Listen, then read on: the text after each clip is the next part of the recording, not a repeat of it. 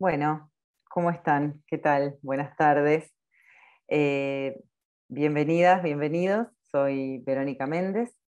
Yo soy docente, investigadora académica en la Universidad de Palermo desde el 2018. Soy licenciada en Relaciones Públicas, diploma superior en Ciencia Política y Sociología.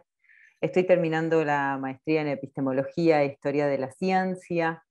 Soy miembro activo de la red de investigadores en diseño en esta universidad.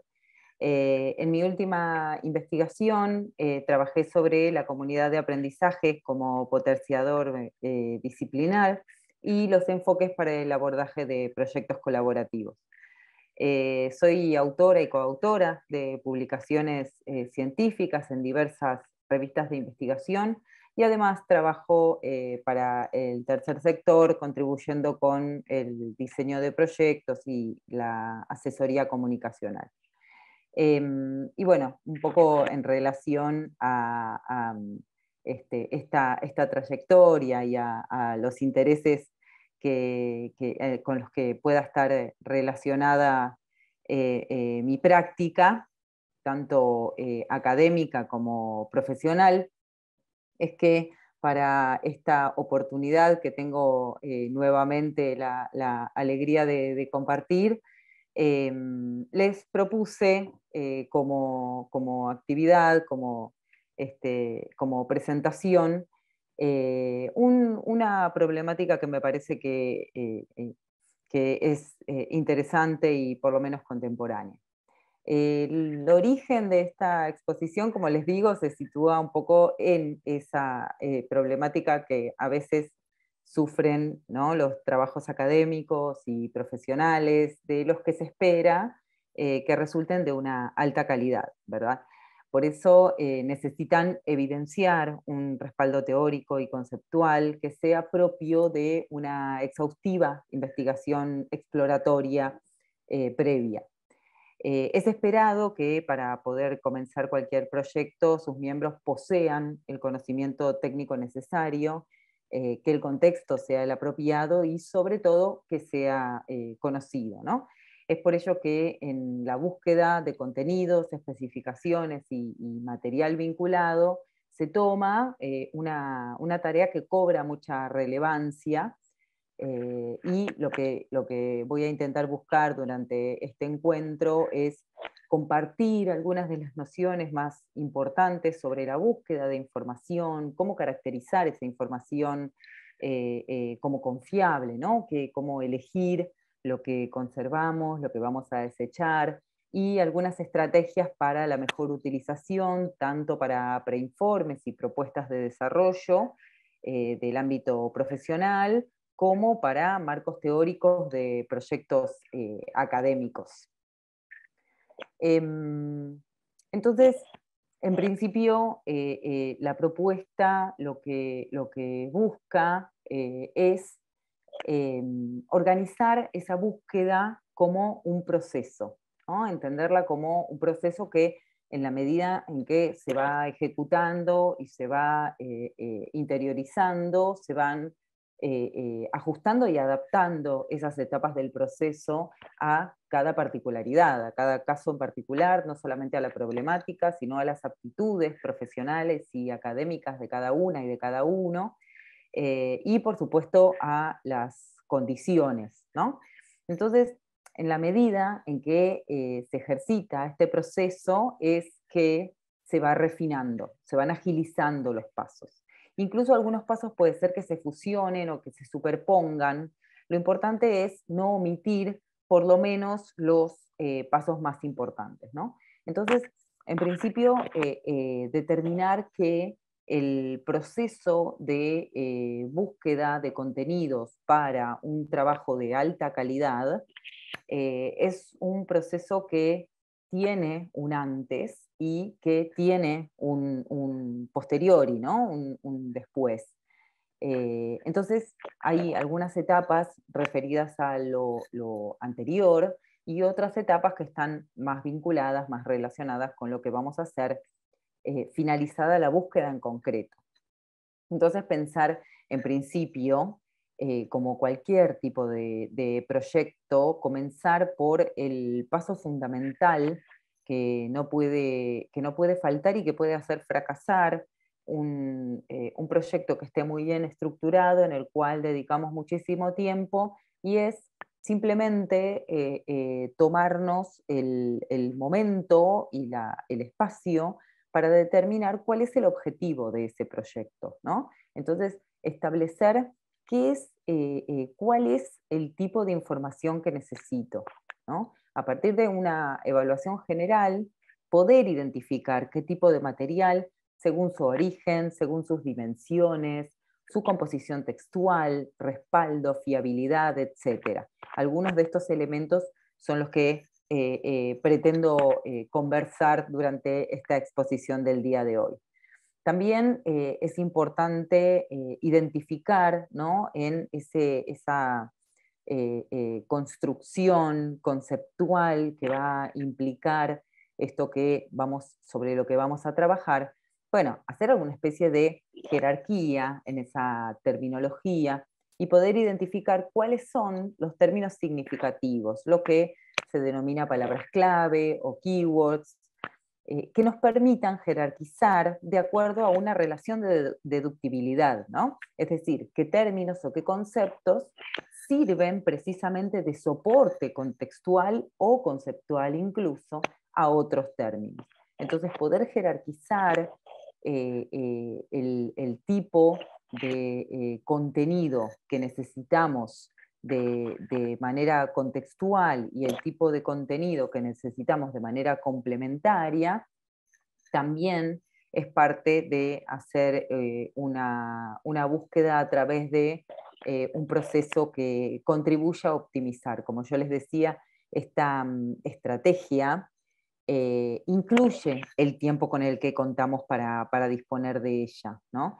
Y es cierto que, como cualquier proceso, que supongo que nos habrá pasado en un montón de ámbitos, el primer intento, el primer abordaje, suele llevar un tiempo la organización, pero en la medida en que se va agilizando, como yo les decía al principio, puede ser que algunos pasos incluso se terminen fusionando, ¿no? O los llevemos a cabo de una manera casi intuitiva.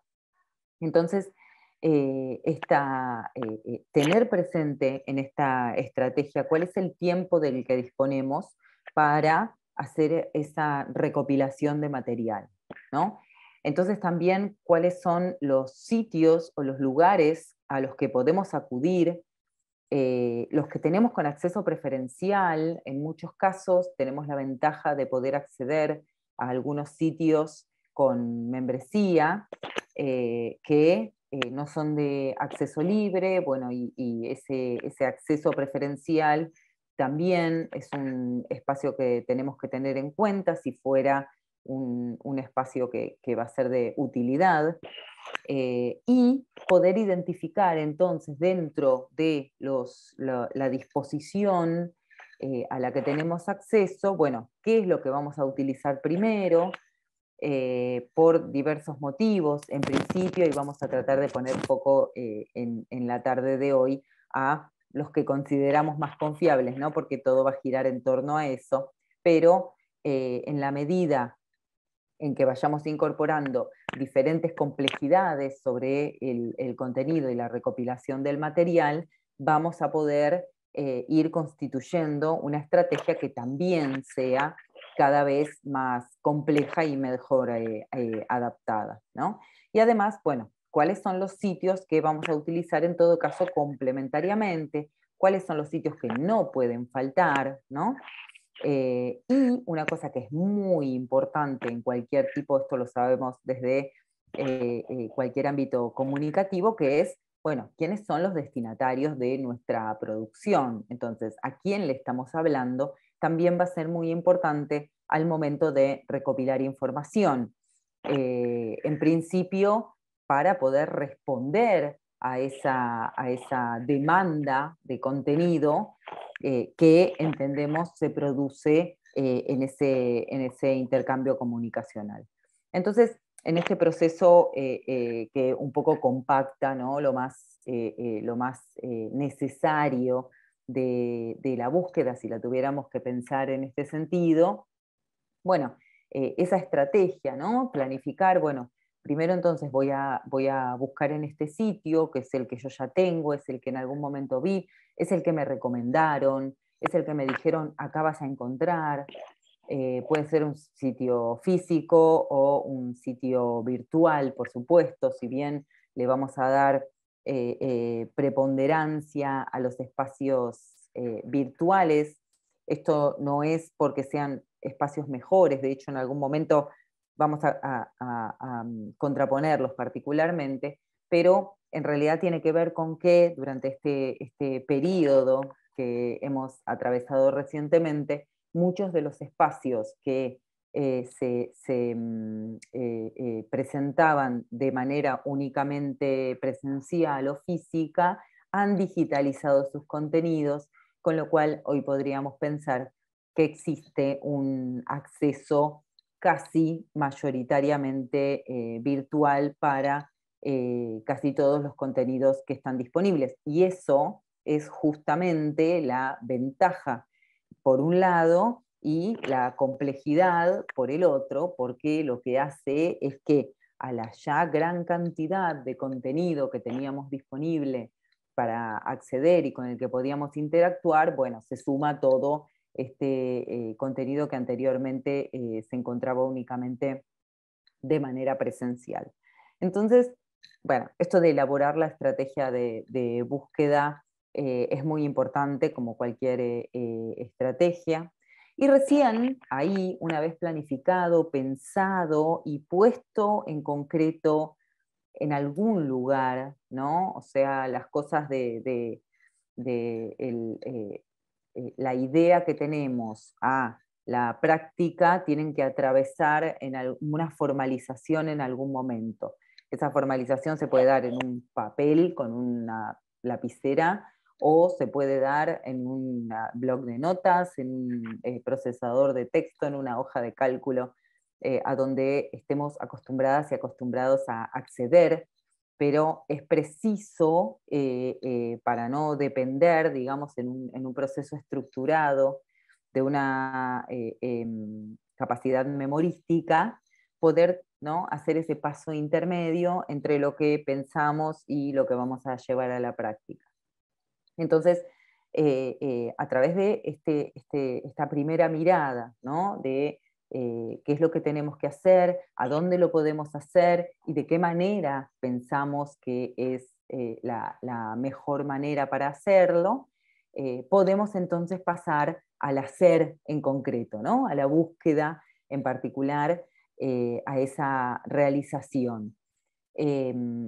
Hay un paso muy importante que está directamente vinculado con la realización, que tiene que ver con la recopilación del material que sea más adecuado. Todos y todas hemos buscado en algún buscador tradicional, utilizando una sola palabra de conceptualización amplia, y bueno, nos encontramos con una cantidad y una diversidad principalmente de contenido que puede resultar un poco abrumadora.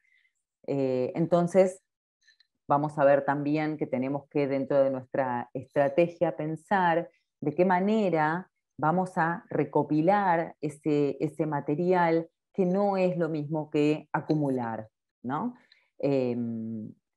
Una tiene un criterio, ¿no? Y la otra, una tiene varios criterios, la recopilación, ¿no? Y podríamos decir que la acumulación solamente se rige por el criterio de la cantidad.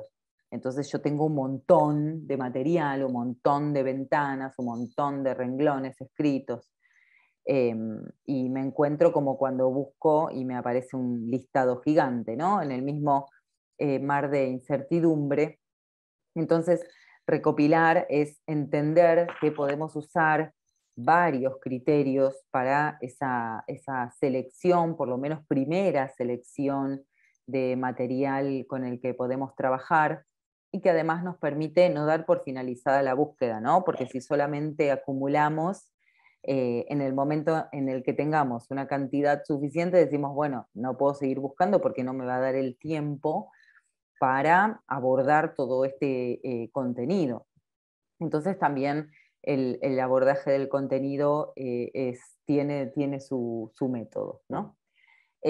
Así que a partir de poder recopilar el material, podríamos decir que vamos a pasar a esta instancia de evaluar la cantidad y pertinencia, ¿no?, de los resultados obtenidos.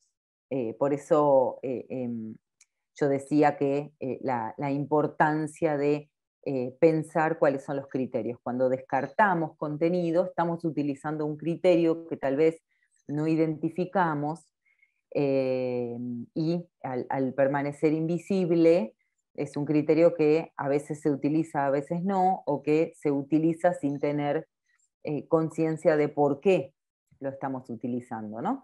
Finalmente, una vez que incorporamos entonces estos pasos y este proceso de esta manera, podemos recurrir a el uso, ¿no?, concreto, la explotación en ese sentido de el material. Bueno, entonces, en esta introducción que fue de todo menos breve,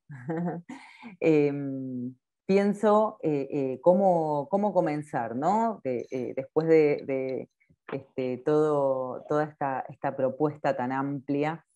En principio, pensar que, como para todo proyecto, es imprescindible esto que decíamos al inicio, ¿no?, que tengamos en claro cuál es el objetivo de nuestra búsqueda.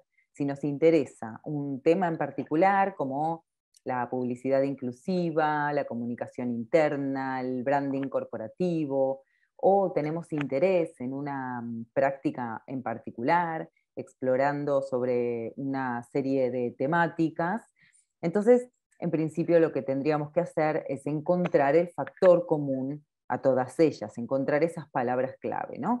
Las palabras clave que una de sus tantas clasificaciones las subdivide en lo que se llaman short tail y long tail, que digamos son las de cola corta, para traducir literal, si es que se puede, que son las palabras principales en una web, por las que por sí mismas suman un montón de búsquedas, ¿no? Son palabras con un gran nivel de búsqueda, significa que son buscadas por un montón de personas, y por lo tanto es una búsqueda más bien genérica, ¿no? Son por lo general una palabra o a lo sumo una combinación de dos palabras. Entonces, si utilizamos una palabra que sea más bien genérica, como cosas que nos han pasado, como por ejemplo buscar sustentabilidad, ¿no? Y bueno, eso implica que por lo general, y vamos a ver que existen también particularidades, pero nos va a devolver cualquier tipo de buscador, ya sea un buscador en una biblioteca como un buscador web, nos va a devolver una amplia lista de contenidos, eh, a diferencia de la utilización de una palabra que podríamos denominar de cola larga o de long tail, eh, por la forma gráfica que tiene la distribución, ¿no? Son el conjunto de palabras clave que están formadas por varias palabras, ¿no?, y que suman muy pocas búsquedas en sí mismas, como los ejemplos que yo les daba al principio, y cuanto más concreto, más específico va a ser el resultado que obtengamos con esa búsqueda. Entonces, estas palabras están formadas por combinaciones de varias palabras, que puede ser inclusive 3 o más palabras, pero que, por supuesto, no es una acumulación de términos, sino que conceptualmente conforman términos, ¿no? En su combinación, en su relación. Y al ser palabras más específicas, no tienen un gran volumen de búsquedas, que es lo que en principio nos interesa en esa búsqueda que yo les decía recién, de no acumular, ¿no? Sino recopilar.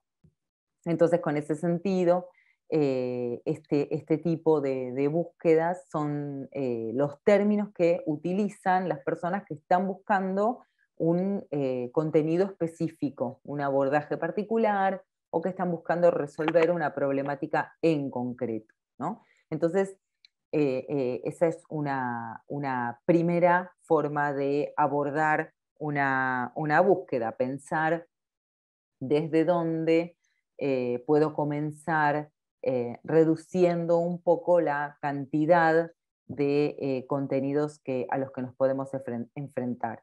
Existen algunos diccionarios institucionales, principalmente de palabras clave, que tienen una herramienta que es valiosísima, que lo que hace es identificar de acuerdo a las palabras clave cuáles son, ¿no?, los contextos en los que esas palabras se están utilizando. Entonces, sirve no solamente para hacer búsquedas, sino además para indexar nuestros propios trabajos.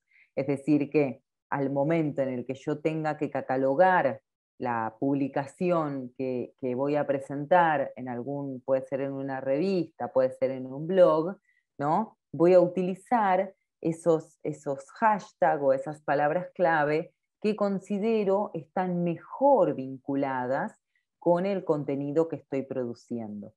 En este caso, existe una diferenciación importante con lo que es el marketing de contenido, pero desde enfoque, ¿sí? Y no es cualitativa, ¿sí? Sino que acá el enfoque está puesto sobre lo específico del contenido y no sobre tener muchas visitas. Entonces puede ser que en alguna otra estrategia, ¿no? Por eso empezamos siempre por la estrategia, en alguna otra estrategia en la que estemos tratando de conseguir visitas en nuestro sitio web por diferentes motivos, utilicemos palabras más genéricas, ¿no? Porque en ese momento van a ser de utilidad. En esta estrategia en la que estoy proponiendo un contenido más concreto para tratar de individualizar, ¿no?, ciertas partes sobre la gran cantidad de contenido que hay disponible en las redes y en las bibliotecas virtuales. Bueno, entonces por eso puede ser contrapuesta la propuesta a alguna que hayan escuchado en alguna otra perspectiva, ¿no? Que, como les digo, tiene diferentes objetivos. Entonces, partiendo de identificar el objetivo, como dijimos, esto de entender, bueno, de qué forma lo voy a hacer, aunque sea sin necesidad, ¿no?, de hacer un relato sobre el método, pero sí entender qué cosas voy a hacer primero, de qué manera y qué cosas voy a hacer después, porque visualizarlo me permite detectar previamente algunas fallas o soluciones intermedias que se puedan incorporar. Entonces, luego de eso, ¿no?, también tenemos que pensar que no partimos de cero, ¿no? Nuestra búsqueda nunca tiene un inicio en la ausencia de conocimiento, sino que hay siempre un contenido que ya sabemos, y eso es lo que de lo que también tenemos que dar cuenta antes de comenzar, ¿no? Es fundamental que para que nuestra búsqueda no se inicie a ciegas, tenemos que diferenciar lo que ya sabemos de la información que, aunque la tenemos, esté formalizada, esté en un documento, en un archivo guardado, dónde está guardado, si es información no formalizada, ¿no?, producto de nuestras experiencias. Bueno, entonces en los documentos de alta calidad vamos a tener que encontrar la forma de respaldar ese producto de nuestras experiencias, porque en los procesos principalmente científicos académicos, todo lo que sea producto de la experiencia debe estar enmarcado en un proceso científico empírico, ¿no? Que implica dar cuenta del método a través del cual se obtuvo ese conocimiento, ¿no? Y en los procesos profesionales, digo, esto lo podemos pensar de manera más estricta en los procesos académicos, pero de cualquier forma, los procesos profesionales también implican dar cuenta de cuál es el origen de ese contenido o esa información producto de la experiencia, ¿no? El respaldo de los contenidos o de las experiencias es siempre fundamental y es lo que le otorga, ¿no? En todo caso, la confiabilidad al contenido que estamos presentando. Entonces, una vez que tenemos identificado lo que ya sabemos, podemos empezar la organización para la búsqueda de lo que nos falta, digamos. Existen muchos tipos de contenidos con diferentes objetos y funciones. Entonces, es preciso identificar si lo que buscamos pertenece al ámbito conceptual, ¿no? Es decir, definiciones, conceptos, respuestas del tipo teórica, explicativa, o si pertenece al ámbito de la divulgación, ¿no? Entonces son estudios más recientes, estadísticos, con métodos tal vez más novedosos, o resultados que se obtuvieron con el mismo método y tienen resultados similares o incluso contrapuestos. Esto es lo que se denomina el estado de la cuestión, ¿no? Y que tiene, bueno, diversos nombres, antecedentes, estado del arte, estado de la cuestión, y que lo que hace es permitirnos tomar conocimiento de el progreso del tema de manera contextual, ¿no? En la actualidad, quién lo está trabajando o qué empresas utilizan esa metodología, en qué ciudades es una práctica común y a dónde es una práctica desconocida, ¿no? Contextualizar el contenido al que queremos acceder nos permite también, ¿no?, acceder a él evitando esto que yo les digo que se podría denominar a ciegas, ¿no? Googlear el título que le quiero poner pensando en titular primero, y eso que no forma parte de esta presentación. Eso es una problemática también que a veces tenemos con las producciones textuales, ¿no? Pensar en titular primero, por un montón de motivos, pero el que primero se me ocurre para evitar titular primero es el del sesgo que nos produce, ¿no? Esa titulación. Entonces, en la búsqueda de un título creativo, pero que además sea descriptivo, pero que además no sea demasiado extenso y que incluya terminología específica, lo que hacemos es direccionar todo un proceso que todavía no atravesamos, ¿no? Entonces, por eso, a diferencia de otro tipo de producciones textuales que no vamos a trabajar hoy, las producciones profesionales, los informes profesionales y las producciones académicas y científicas no titulan primero, titulan justamente al final, y no porque no se les ocurra nada, sino para evitar este sesgo, autosesgo que nos imponemos. Y en lugar de titular primero, estructuran primero, ¿no? Primero pensamos en el índice, pensamos en la forma en la que vamos a abordar nuestro material y finalmente entonces le damos, le otorgamos la parte estética. Entonces, pensar esto, ¿no?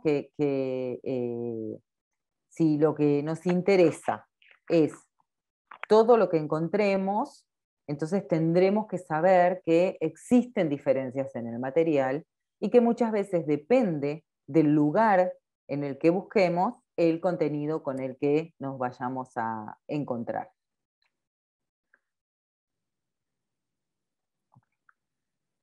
No, perdón, estaba mirando un mensaje. Bien. Entonces, yo les hablaba un poco sobre el registro, ¿no? Y esta diferencia entre recopilar y acumular, que conceptualmente me pareció muy interesante cuando estaba preparando esta presentación, porque la diferencia justamente está en sí. Como les decía, utilizamos o no varios criterios que nos permitan hacer un uso estratégico, tanto de la propia recopilación como del uso que vamos a hacer luego del material, ¿no? Y yo en principio pensaba, bueno, la acumulación evidentemente no tiene un criterio, pero bueno, no, sí hay un criterio, ¿no? Que es el criterio de la cantidad. La acumulación tiene ese criterio y solo ese, por lo menos de manera estructural o metodológica desde lo que las herramientas que la ciencia nos provee, y en cambio la recopilación entendida en este mismo sentido nos permite hacer un filtro más amplio y más concreto a partir de lo que necesitamos, ¿no? Como para todo proyecto es imprescindible que tengamos en claro esto de cuál es el objetivo de nuestra búsqueda y que pasemos el contenido por ese filtro, qué información necesitamos guardar de cada resultado que sea posiblemente útil, ¿no? Porque el primer abordaje que vamos a hacer del contenido va a ser superficial, ¿no? Si cada búsqueda, cada link que a mí me ofrece el buscador o cada libro que me alcanza la bibliotecaria o el bibliotecario, yo lo voy a leer completo para ver si me sirve o no me sirve, bueno, estoy otra vez dejando de lado el criterio de recopilación, ¿sí? Entonces vamos a ver que hay distintas formas de abordar los distintos contenidos, pero que esa primera recopilación es superficial, ¿no? Con el registro lo que evitamos es la acumulación, eh, eh, además la acumulación de ventanas en el navegador, que muchas veces nos produce una desorganización y que además complejiza la búsqueda, ¿no? Y hace que ese tiempo que tenemos invertido luego no sea un tiempo productivo en los resultados alcanzados, ¿no? Podemos perder muchísimo tiempo buscando y acumulando y abriendo ventanas y no haber avanzado. En cambio, si de cada contenido que vamos buscando vamos copiando y pegando el link en un blog de notas, como yo les decía, en un procesador de texto, donde cada uno mejor se maneje, habremos avanzado un paso, ¿no? Que es el de la recopilación del material. Y ese es un paso tan importante que en la metodología de la investigación lo tenemos incluso como parte registrable del proceso, ¿no? Básicamente, la acumulación lo que hace es dificultar, en la medida en que la cantidad del material se va incrementando, esa clasificación. Entonces, cuanto más material, más acumulación, más complejo definir las jerarquías, porque yo ya tengo esa cantidad. También identificar las autorías, muchas veces tenemos material repetido que vimos varias veces, porque luego vamos a ver que mucho del contenido que justamente está mejor categorizado, ¿no? Por su fiabilidad, es contenido que está distribuido por diversas plataformas. Entonces, no me alcanza con la herramienta que me brinda el buscador, donde me dice, bueno, los links que ya viste los tenés en este color y los que no viste los tenés en este otro color, porque la realidad es que si yo solamente me guío por un criterio, como les digo, va a ser insuficiente teniendo en cuenta un solo factor, podría pensar un montón más, pero teniendo en cuenta solamente el factor de un contenido que esté distribuido en diversas plataformas. Es muy normal, muy común que un paper que está siendo parte de las tendencias emergentes, que está discutido, que está muy citado, se encuentre en 15 sitios, ¿sí? Y no por la réplica inapropiada, sino porque se publica en diversos sitios de divulgación científica, porque se publica en diversos idiomas. Entonces, definir jerarquías, autorías, redundancias en el material, ¿no? Si vemos que encontramos un montón de conceptualizaciones que tienen la misma perspectiva, porque por supuesto podemos encontrar diversos abordajes de una misma problemática, pero eso no sería en todo caso un material repetido, ¿no? Ahí lo que tendríamos que hacer es retornar a nuestro objetivo y ver si lo que estamos tratando de encontrar son diversas perspectivas de una misma problemática o si lo que queremos es partir de esa problemática seleccionando una de esas perspectivas. Bueno, por eso es tan importante al momento de ponernos a buscar el contenido para conformar nuestro producto textual, entender bien qué es lo que queremos hacer. Y por supuesto que es un proceso flexible, es un proceso que, imagínense que en la medida en que vamos avanzando, incluso no es parte de esta exposición de hoy, pero en la medida en la que vamos avanzando, incluso en la producción del contenido, se van resignificando, ¿no?, los objetivos. Entonces, al inicio, bueno, mucho más todavía.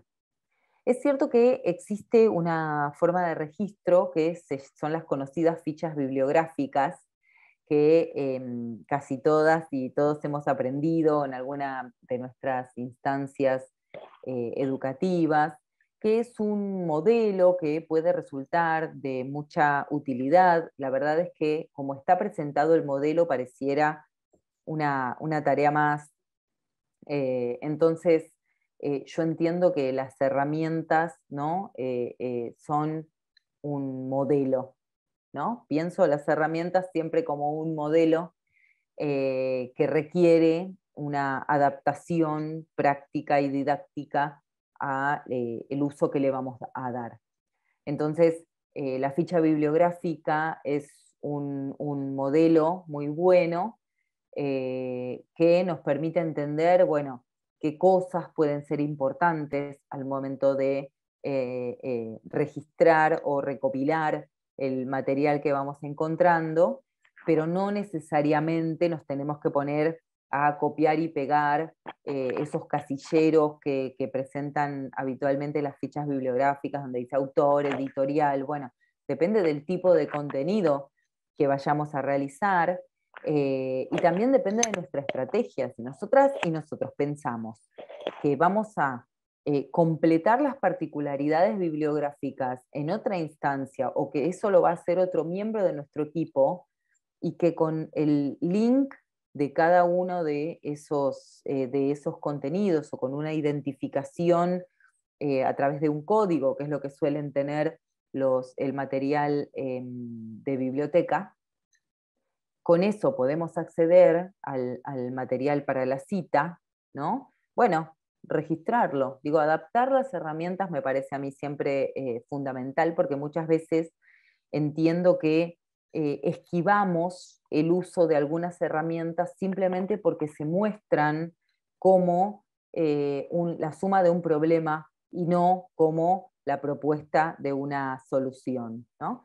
Y bueno, eso entiendo que se puede hacer un uso estratégico y un uso mejor, ¿no? Antes de omitir algún paso del proceso, entender qué es lo que estamos omitiendo, qué sentido tiene, y si en lugar de omitir ese paso del proceso lo podemos adaptar de alguna manera, ¿no? Por ejemplo, como yo les decía, una planilla de cálculo, como un Excel, o con o sin las referencias específicas, con los cuadraditos marcados o no. Digo, lo tenemos que entender y tiene que ser una herramienta útil para nuestro trabajo.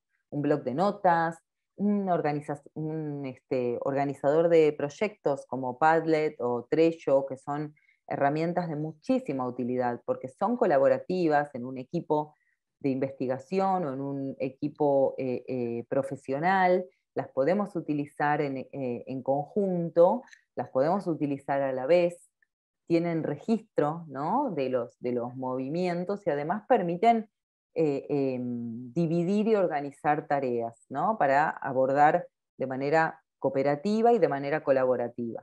Entonces, cualquier método de recopilación que deseemos lo tenemos que utilizar de una manera que entendamos que sea estratégica, ¿no? Y le vamos haciendo los ajustes que consideremos necesarios, pero no puede ese método estar ausente simplemente porque nos resulta complejo.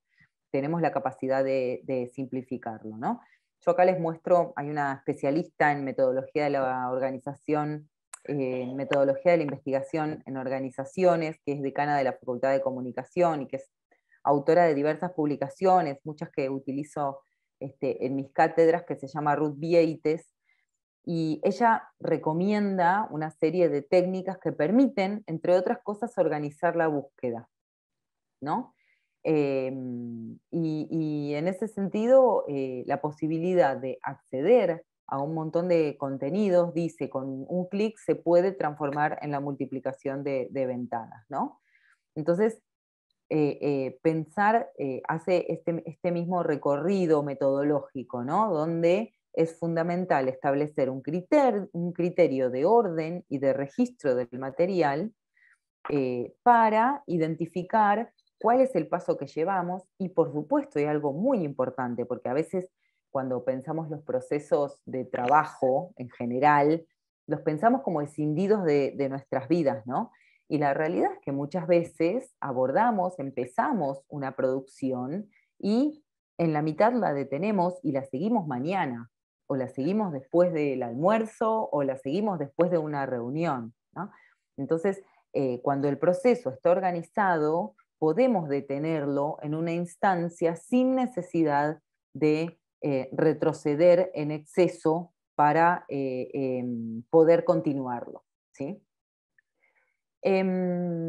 Existe una alternativa, bueno, todas y todos, y si no les cuento, existe lo que se llaman marcadores en los exploradores web, eh, que lo que nos permiten es guardar páginas, ¿no?, básicamente.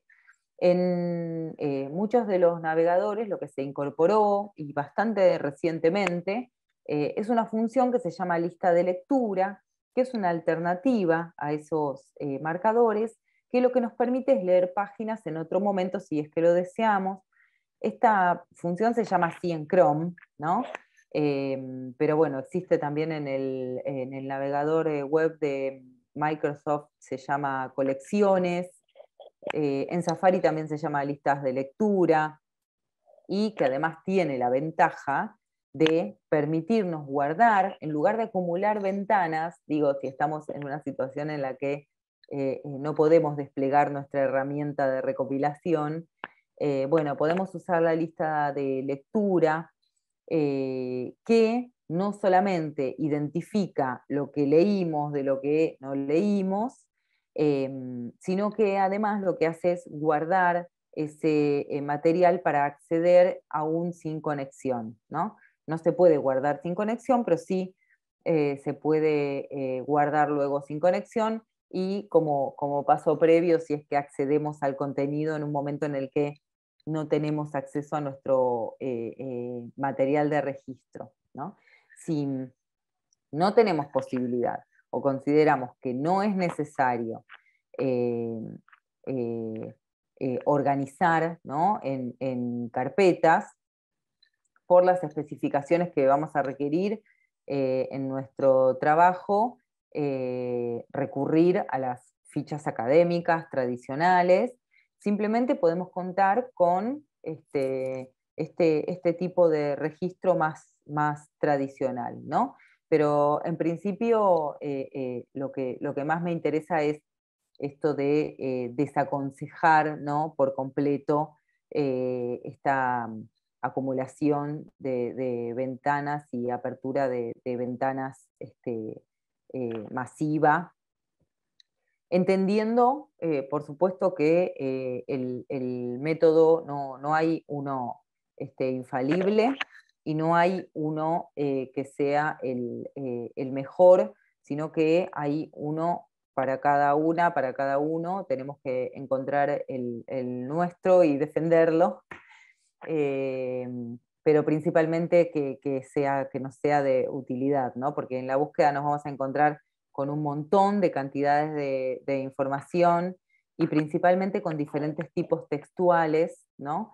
Y en ese sentido, sobre los tipos textuales es importante reconocer que cuando vayamos a acceder a los contenidos, nos vamos a encontrar con diferentes tipos de contenidos. Y acá se viene una complejidad nueva, ¿no? Que ya no es la de qué hacemos con todo esto que encontramos, sino, bueno, de todo esto que encontré, ¿no? ¿Para qué me puede servir cada cosa y qué implica, ¿no? ¿Cuál es el sentido o el tipo de formato de cada contenido?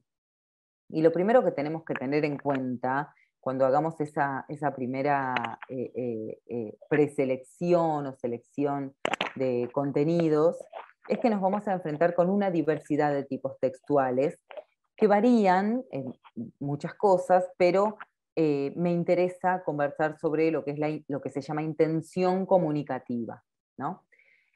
En teorías como la que se denomina los actos del habla, que es propuesta por John Langshaw, que es fue un filósofo británico, y que en la década de 1940 lo propuso en una de sus cátedras, la teoría de la intención comunicativa, y luego uno de sus discípulos, o llamados discípulos, también filósofo, pero norteamericano, John Searle, lo que hizo fue darle, ¿no?, forma de teoría, y un poco lo que aborda es que la intención, ¿no?, en un texto es un factor que interviene decisivamente en el proceso comunicativo, ¿no? Entonces, según esta teoría, que es bastante más extensa que esto que les estoy contando, comunicarse es una forma de actividad, de modo que los diversos dispositivos y tipos de actos de habla posibles responden a distintas intenciones, ¿no? Entonces, si decimos que tenemos una intención de asegurar, pedir, explicar, ¿no? Entonces se hace a través de la búsqueda por convencer, obtener algo, brindar una información, ¿no? Entonces, en esa teoría lo que hace es vincular, ¿no?, esos factores para permitirnos a partir de ahí desarrollar lo que son los distintos tipos textuales. Sirvió de mucho para entender, ¿no?, en principio, que se puede trasladar la intención comunicativa de la oralidad, de la interacción, a los tipos textuales, ¿no? Y que no es lo mismo que nos enfrentemos con un texto del tipo argumentativo, que con un texto descriptivo, que con un texto del tipo informativo o literario, ¿no? La primera pregunta entonces que nos tenemos que hacer es, ¿cuál es la intención comunicativa en este texto? Principalmente si es un texto ambiguo, por supuesto, ¿no?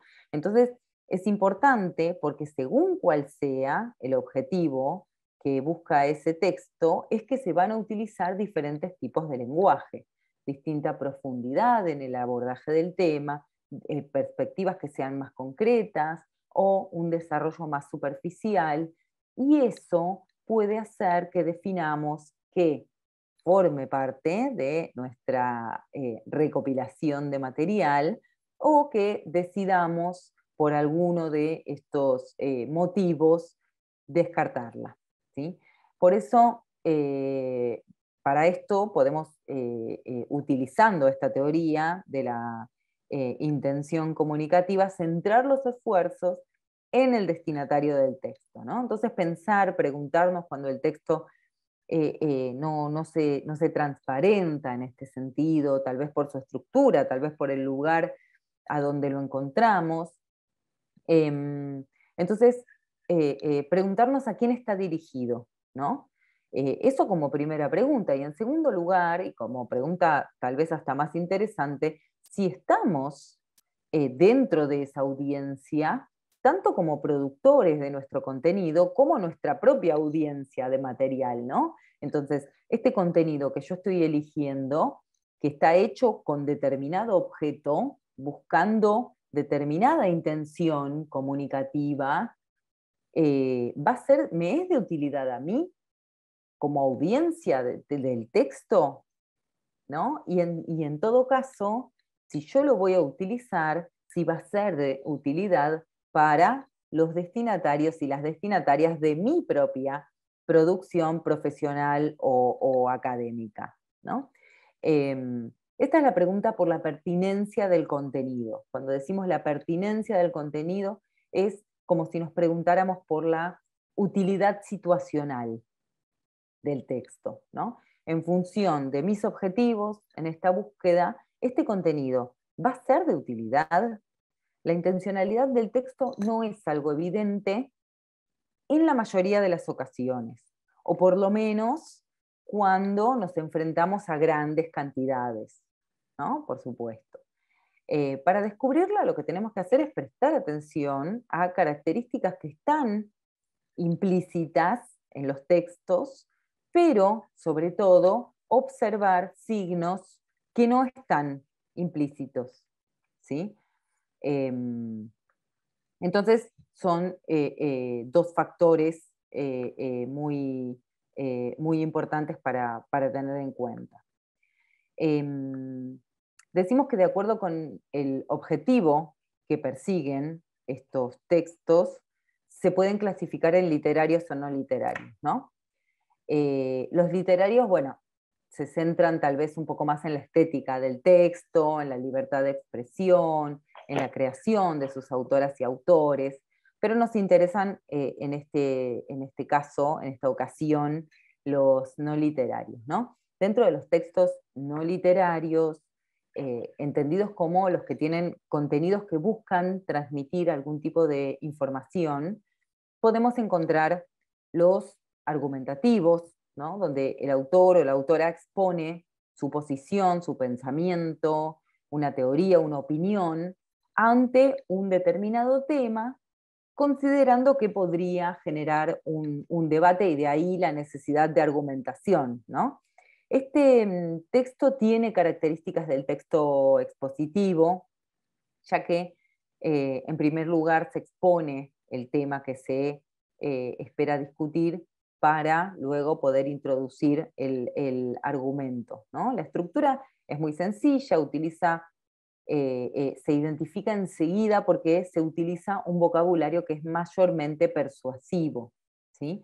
Que, a diferencia de la manipulación, el vocabulario persuasivo se evidencia, ¿no? Se observa, porque justamente en la manipulación lo que no se puede observar en una producción es lo que no se menciona, ¿no? En cambio, en un texto persuasivo se está evidenciando que se seleccionan determinadas características de ese argumento para mencionar, justificándolas, por supuesto, como que son los argumentos determinantes, pero que por supuesto hay otros, ¿no? Ahí está la habilidad de la persuasión y por supuesto su eficacia. Por esto es muy importante identificar este tipo de textos en nuestra búsqueda y tomar conciencia de que se expresa una postura sobre un tema, ¿sí? Y que pueden existir otros puntos de vista sobre la misma problemática que nos pueden interesar o de las que simplemente debamos dar cuenta para asegurarnos que tenemos una observación completa del tema. Esto significa, y se observa muchísimo en las columnas de opinión, no significa que no se puedan utilizar textos periodísticos o del tipo columna de opinión, ¿sí? Significa que esos textos vienen con una aclaración, que es la de tener la seguridad de que o nos interesa solo un aspecto, solo una perspectiva, o de que hemos abordado todas las perspectivas y nos quedamos con esta o ampliamos la búsqueda a otras, ¿no? Pero entendiendo que ahí se expresa solo una perspectiva y que se evidencia como la mejor perspectiva, bueno, siempre interrogar críticamente los contenidos, cualquiera sea un contenido de opinión o sea un contenido teórico, siempre interrogar críticamente, porque eso es, ¿no?, un poco la base de lo que entendemos en ciencia por progreso, todo interrogarlo críticamente, dando cuenta de su existencia, dando cuenta si cumpliera con los requisitos de su fiabilidad, pero de manera crítica, ¿verdad? Entonces, tomando este ejemplo, una columna de opinión es un texto argumentativo, ¿no? Un artículo en el cual se exponen diferentes reflexiones personales sobre distintos temas de actualidad. Generalmente las personas que escriben son conocidas, incluso a veces son famosas, y sus palabras, sus opiniones pueden cambiar la percepción de mucha gente, ¿no?, de la realidad. A diferencia de artículos convencionales que se presentan mayormente en forma impersonal, la información,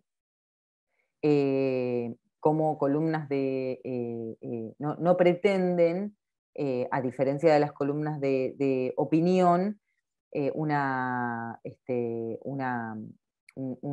persuasión, ¿no?, sino que al revés pretenden una objetividad en la presentación y por eso son casi carentes de valoraciones, todo lo contrario al otro tipo textual, buscan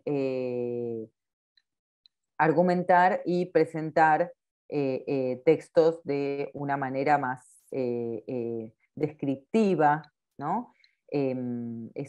Los textos descriptivos se caracterizan justamente por describir determinados objetos, personajes, lugares, situaciones. Esos los podemos encontrar mucho en los abordajes del tipo exploratorio, ¿no? Cuando hay algún tema, alguna problemática que es emergente, significa que no hay mucho material sobre esa perspectiva.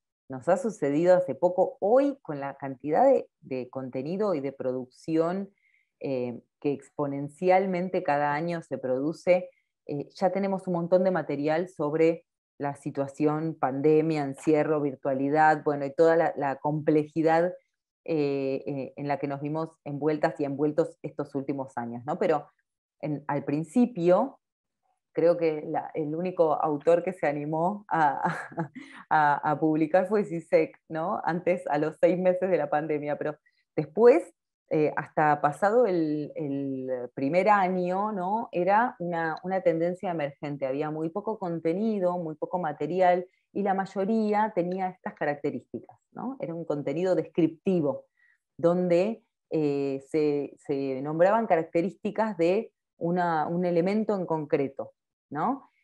O de una situación. Este tipo de contenidos también se pueden observar en portfolios, ¿no?, de espacios, de productos, donde lo que más abunda son los abordajes descriptivos. Y también en algunos estudios de mercado, en la parte introductoria, ¿no? O en estudios de caso también, en investigaciones del tipo estudio de caso. También nos podemos encontrar con un tipo de texto que se llama más expositivo, que cumple con exponer una teoría, una idea, de una forma que sea más precisa, más clara, y que solamente muestra los hechos tal como son, y por lo tanto no juzga, no analiza en profundidad. Esos textos se pueden observar en las enciclopedias o en los atlas, y para ese tipo existen dos formatos, ¿no? Que son el divulgativo, ¿no? O de divulgación, que informa sobre un tema en general, y el especializado, que relata en forma detallada y que va dirigido a un público, ¿no? Más particular. Y los textos científicos, bueno, son estructuralmente, se identifican mucho mejor por su estructura, principalmente, ¿no? En él se desarrollan conceptos, hipótesis, incluso, bueno, teorías en textos ya de mayor volumen, o también se divulgan avances o resultados de experimentos, tiene un lenguaje técnico bastante específico, inclusive se encuentran en sitios bastante específicos, eh, pero digo, se identifican de una manera muy, muy concreta, ¿no? Y por otro lado, bueno, los textos tan conocidos como los informativos, esos que brindan información en concreto sobre acontecimientos específicos, eh, que utiliza mucho también el periodismo de prensa, donde abundan, ¿no? Las estadísticas o los datos concretos. Ahí para nosotras y para nosotros es fundamental encontrar siempre la fuente, ¿no? De esas estadísticas. Entonces, cuando aparece un porcentaje, cuando aparece una cantidad, el tema de la utilización de las fuentes, bueno, eso es un tema de mucha complejidad, la utilización y la interpretación de estadísticas en la divulgación es un tema de muchísima complejidad porque el recorte, los datos, ¿no? Esta disputa sobre la interpretación de los datos que siempre está en boga, principalmente en los espacios de comunicación pública, así que ese es para, para otra presentación. Bueno, conocer los tipos textuales tiene una doble función, ¿no? La de identificar el contenido con el que nos encontremos y la de ajustar la búsqueda al contenido que necesitamos en cada ocasión, ¿no? Los tipos textuales, como cualquier clasificación, son formatos arbitrarios. Cualquier clasificación no es al revés, digamos. Las clasificaciones no son naturales. Las clasificaciones son formas de individualizar o agrupar distintos tipos en base a características impuestas por un grupo determinado, ¿no? Con lo cual, cualquier clasificación es arbitraria y eso hace que también puedan existir híbridos, ¿no? Que entonces encontremos un texto que digamos, bueno, este no es del todo uno ni del todo otro.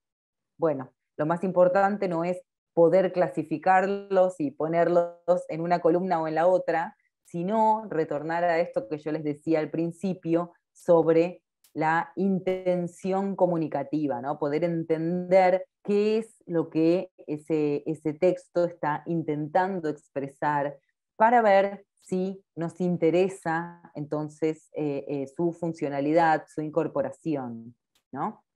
Eh, para algunos trabajos del tipo académico o profesional, es necesario profundizar en conceptos que sean más firmes en la disciplina en el sentido de su carácter teórico, ¿no?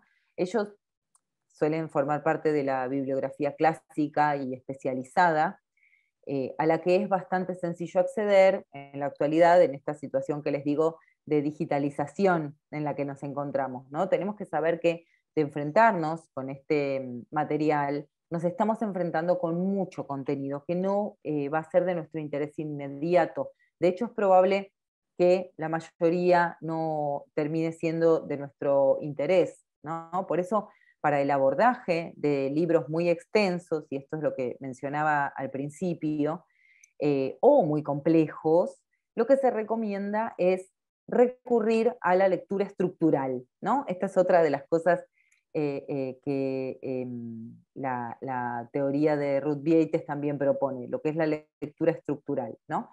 Es decir, el índice, ¿no? La lectura estructural, porque a diferencia del texto literario, el texto teórico utiliza el índice de manera estructural, ¿no? En él se puede evidenciar el recorrido que se realiza por el tema, la profundidad con la que se hace, el recorte, hasta, hasta dónde llega el desarrollo del tema, ¿no? Eso es un poco el recorte, qué cosas quedan afuera del análisis, y eso nos permite entonces seleccionar de esa bibliografía que es tan extensa, bueno, porciones que son las que nos van a interesar, ¿no? La realidad es que el abordaje académico del material teórico suele ser bastante desordenado, ¿no? Como les decía, son textos que tienen un soporte igual, pero que la verdad que tienen un uso bastante distinto en el sentido de su abordaje. Los textos teóricos se abordan de acuerdo a los intereses en cada momento, hasta que un día resulta que lo leímos todo, pero en general vamos accediendo a él a partir de los intereses. Por supuesto, esto no es una propuesta desde un desconocimiento absoluto, ¿no? Es una propuesta de abordaje teórico, entendiendo que una y que uno está en un proceso de producción, ¿no? Conceptual. Entonces el índice sirve mucho para identificar, bueno, me interesa el capítulo 2, ¿no? De este texto me interesa el capítulo 2, que es el que trabaja lo que yo estoy ahora observando. Y hago esta salvedad porque por supuesto que no va a ser un abordaje de un tema que desconocemos por completo y vamos a ir de 0 al capítulo 2, ¿no? Bueno, por eso los textos académicos suelen presentar lo que se llama un abstract o un resumen, eh, que está al inicio, ¿no? Y que el resumen, muchas veces utilizamos la palabra resumen como introducción, pero es preciso diferenciarlos. El resumen implica también la metodología utilizada, las conclusiones alcanzadas. El resumen nos da una idea de todo el recorrido textual. Entonces es de mucha utilidad el resumen en esos tipos de textos para poder entender si los vamos a seleccionar o no, ¿no? Esa es una forma muy conveniente de abordar este tipo de textos, porque verdaderamente, si decimos vamos a leer todos los libros que encontramos sobre un determinado tema, probablemente no podamos cumplir con esa propuesta. Simplemente seleccionar los que son de nuestro interés y cuál es la parte que nos permite hacer, profundizar, ¿no? Entonces, para esto es importante registrar cuál es el origen, ¿sí? Si es un material digital o físico, y hago acá una salvedad que tiene que ver con las imágenes que tienen en pantalla, que es que necesitamos, y me vuelvo a referir al contexto, aunque es una problemática previa, pero que se extendió en este periodo, necesitamos diferenciar el material digital del material digitalizado. En todos los trabajos académicos o las producciones profesionales de alta calidad, tenemos que dar cuenta del contenido que utilizamos. Si ese contenido fue físico, bueno, no hay problema, buscamos alguna normativa o que se nos proponga, o alguna normativa que sea de nuestra comodidad, y citamos el material físico. Si el material es digital, bueno, perfecto, utilizo la misma normativa. ¿Qué sucede cuando me enfrento a lo que podríamos decir un material escaneado, ¿no? O una fotografía de un texto? Bueno, tenemos que identificar ese material como lo es en su origen. No podemos considerar un material digitalizado como si fuera un material digital, ¿no? Hay una diferencia que es muy sutil, pero que nos tiene que servir para entender de qué manera tenemos que citar esa bibliografía en el caso de necesitarlo. Lamentablemente hay mucho material digitalizado y digitalizado de manera desprolija, ¿no? Con lo cual puede ser un material de mucha utilidad, pero que por la calidad de la digitalización lo tengamos que descartar. Y esto es porque no tiene la portada, porque está digitalizado sin la autorización de sus autoras o autores. Digo, hay muchos motivos, pero de cualquier forma, encontrar un material digitalizado nos puede ser de utilidad como puntapié para ir a buscar el material que sí nos sea de utilidad. Yo les aseguro que el material que está digitalizado lo conseguimos más fácilmente, podríamos decir, pero que tenemos posibilidad de acceder a ese mismo material de manera completa y que además nos permita tener una mirada amplia del contenido en su totalidad, ¿no? Una bibliografía académica confiable, ya sea un libro, un artículo, va a tener siempre una autora, un autor, un marco teórico, las referencias a otros autores o a autoras, y una bibliografía que puede ser más o menos extensa, pero que va a estar identificada, ¿no? Que se va a poder observar.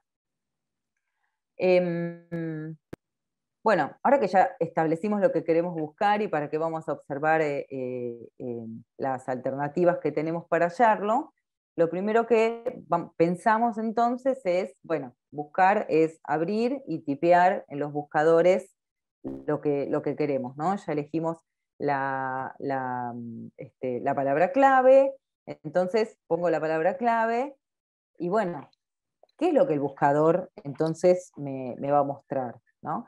Ya al dar el paso de pensar qué tipo de palabra clave voy a usar, bueno, estoy dando un gran paso, ¿no? Pero la verdad es que en Internet existe mucha información y sobre todo muy diversa, eh, y que si utilizamos Google, que es el buscador web, uno de los más utilizados, eh, tenemos que pensar que Google tiene un objetivo, ¿no? Que es el de, primero, darnos resultados con velocidad.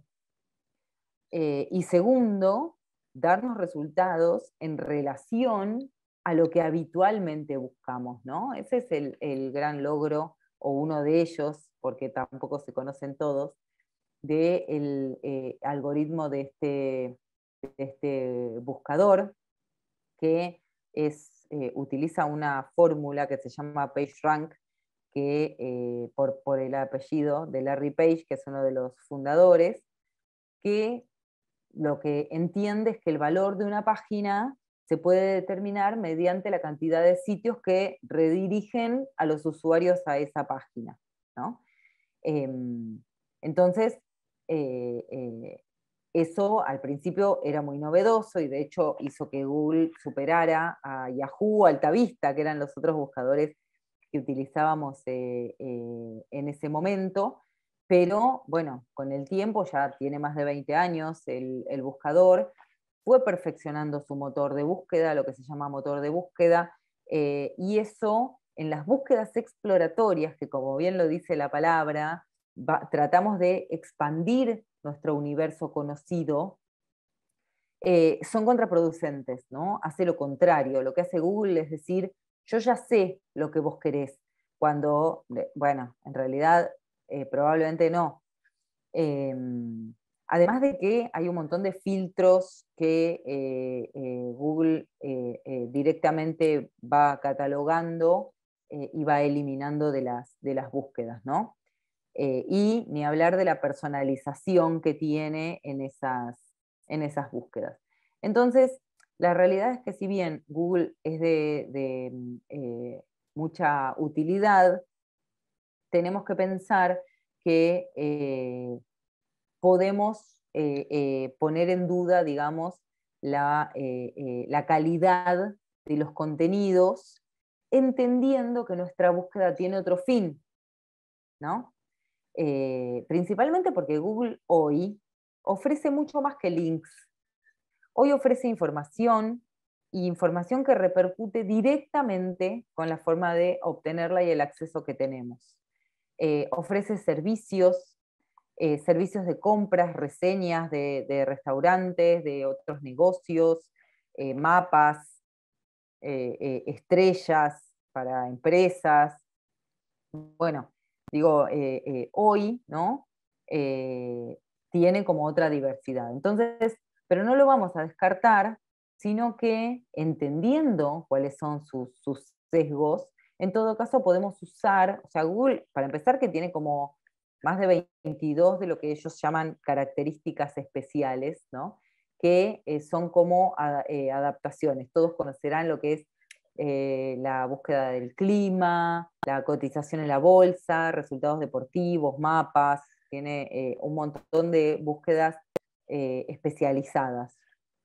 Pero además tiene una alternativa que es de mucha utilidad para las búsquedas académicas y profesionales de calidad, que se llama Google Académico, ¿sí? O Google Scholar, que lo que hace es reducir, en principio, pasar todo eso por un gran filtro, que es el de material académico, ¿sí? Google Académico es un buscador que nos permite localizar documentos académicos como artículos, tesis, libros, resúmenes de fuentes diversas, editoriales universitarias, asociaciones profesionales, repositorios de preprints, que son las investigaciones antes de estar publicadas, universidades, organizaciones, bueno, de todo tipo, ¿no? Los algoritmos de este buscador son diferentes, sus opciones de búsqueda están adaptadas al material académico y sobre todo la posibilidad de citar el contenido, ¿sí? Permite además crear alertas con diferentes, si estamos trabajando en un tema y vamos a trabajar en ese tema, por ejemplo, una de mis cátedras, trabajamos sobre los proyectos de graduación, ¿no? Para que las estudiantes y los estudiantes se reciban. Entonces, trabajan durante un año con un tema. Bueno, a través de Google Académico, lo que se puede hacer es incorporar alertas para que cada vez que salga un material académico con una referencia a ese tema, me lo envíe a nuestro mail. Y podemos también identificar la frecuencia con la que queremos que nos lo envíen, ¿no? Digo, inmediatamente, una vez por día, una vez por semana, bueno, eso lo vamos adaptando. Entonces, permite una característica que es muy importante, que es que todos los resultados se acompañan con una referencia que indica la cantidad de veces que ese material fue citado. Y esto afecta directamente con la fiabilidad de la fuente, ¿sí? Es algo muy difícil de obtener cuando no somos especialistas en el tema. O sea, reconocer que una fuente es confiable simplemente a primera vista es muy difícil si no estamos especializados en ese tema. Por eso, este formato, este servicio es de mucha utilidad, ¿no? Y antes de avanzar, me detengo brevemente, se nos está yendo un poco el tiempo, así que lo voy a hacer breve, en las wikis, ¿no? Que las wikis siempre están como en un, bueno, particularmente Wikipedia, ¿no? Pero yo les voy a contar en general sobre las wikis, las herramientas, que siempre están como en el centro de un debate, ¿no? Que tiene que ver justamente con lo confiable o no confiables que son, y son tan significativas que por lo general, ¿no? En ese debate no hay medias tintas, está como, escuché decir que son iguales que la Enciclopedia Británica y escuché decir que buscar contenido en Wikipedia es buscar contenido no confiable. Entonces, como siempre, las herramientas son herramientas, no son ni buenas ni malas, depende del uso que les demos. Y entonces, pensando que son sistemas de edición y de publicación que son colaborativos y que eso, en principio, es algo que podría ser fantástico, ¿no?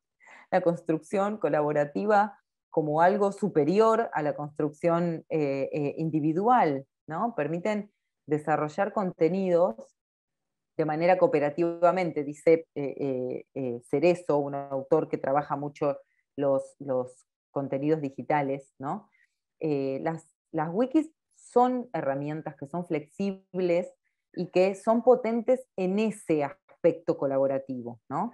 Se pueden utilizar para cualquier cosa, desde listas de enlaces hasta organización, creación de enciclopedias. Hay muchos tipos de wikis, como yo les puse acá. Es cierto que la más conocida es Wikipedia, porque es la que más se popularizó, pero tenemos que pensar, que concebir las wikis como una herramienta, una construcción colaborativa y sobre todo actual, ¿no? Esta manera de edición y reedición permanente constituyen uno de sus aspectos más importantes, ¿no? Incluyen además el historial de cambios con justamente la finalidad de coordinar esas actividades.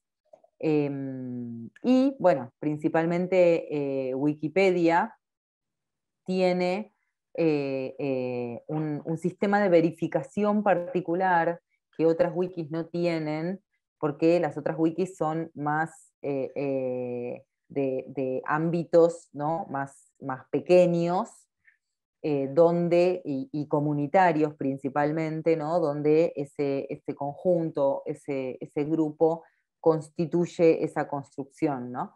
En cambio, Wikipedia, esta enciclopedia, que existe en más de 250 idiomas, tiene versiones específicas para algunos países, o sea, es muy grande. Y bueno, tiene justamente la desventaja, que es un poco esa capacidad de incluir material por parte de autoras y autores, ¿no? Que en algún punto podría no ser confiable o no estar verificada. Entonces, por eso es que Wikipedia eh, accede a través de, Wikipedia es de una fundación que se llama Fundación Wikimedia, y que una de las cosas que hacen en los diversos países es estar todo el tiempo verificando la fiabilidad del contenido que está publicado. Además se agregaron, ustedes habrán visto, las fuentes de información al final de esos contenidos, así que eso también contribuye. El único, para mí, desventaja que podría encontrar en Wikipedia es la pretensión, ¿no? de unidad. Entendemos que en la epistemología, ¿no? en el estudio del conocimiento, no existe algo como una unidad, justamente. ¿No? Lo principal que nos caracteriza es que de todo hay por lo menos dos puntos de vista. Entonces, muchas veces cuando buscamos una definición tenemos que entender que puede existir una forma de presentación persuasiva en la cual esa pareciera ser la única perspectiva sobre ese tema, y tenemos que tener, ¿no? el criterio para entender que podrían existir otras perspectivas, ¿no? Creo que esa podría ser una señal para prestar atención, pero de ninguna manera descartarla. No me voy a detener en los tipos de wikis, solamente que sepan que existe una diversidad y que realmente tienen mucho para dar, por lo pronto desde lo que la construcción colectiva y colaborativa implica, ¿no?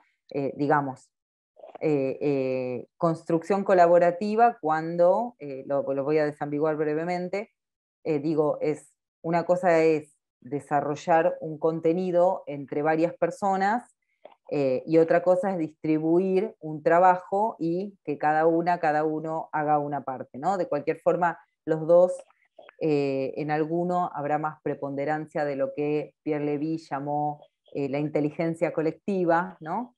Y en otro habrá una construcción más consensuada, pero de cualquier forma son dos formas de producción muy superiores desde mi punto de vista a la producción individual, ¿verdad? Y creo que las wikis vienen a contribuir con esto y tal vez para nuestra cultura contemporánea todavía falte un poquitito más de incorporación.